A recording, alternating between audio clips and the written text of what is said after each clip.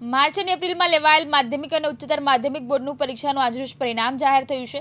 ધોરણ 12 વિજ્ઞાન પ્રવાહને સામાન્ય પ્રવાહના પરિણામ સાથે જાહેર કરવામાં આવ્યું છે, જેમાં સુરતમાં ધોરણ 12 સાયન્સનું પરિણામ 85.56% અને સામાન્ય પ્રવાહનું 93.38% પરિણામ આવ્યું છે।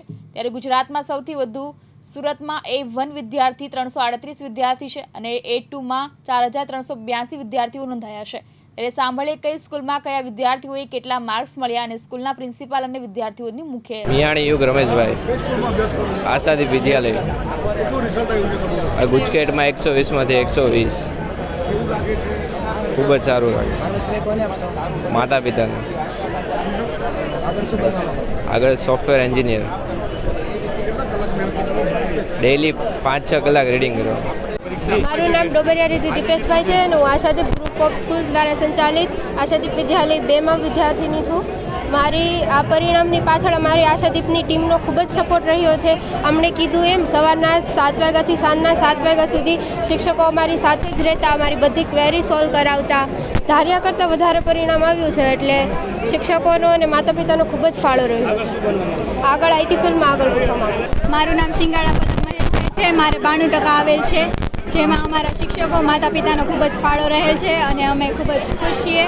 અને હું આઈટી ફિલ્ડમાં આગળ વધવા માંગુ છું અને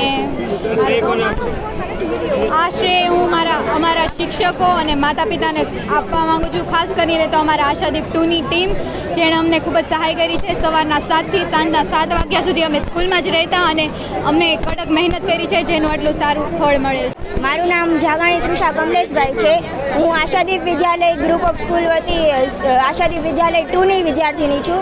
મારે 90% આવ્યા છે। મારા પરિણામ પાછળ હું શ્રેય આપવા માંગુ છું તો મારા માતા પિતા અને મારા શિક્ષકો, તેમના ખૂબ મહેનતથી તે હું આ પરિણામ સુધી પહોંચી શકું છું। સવારના 7થી અમે સાંજના 7 વાગ્યા સુધી અમે સ્કૂલે જ રહેતા અને મહેનત કરતા શિક્ષકોના નીચેથી। હું આઈટી ફિલ્ડમાં હવે આગળ વધવા માંગુ છું।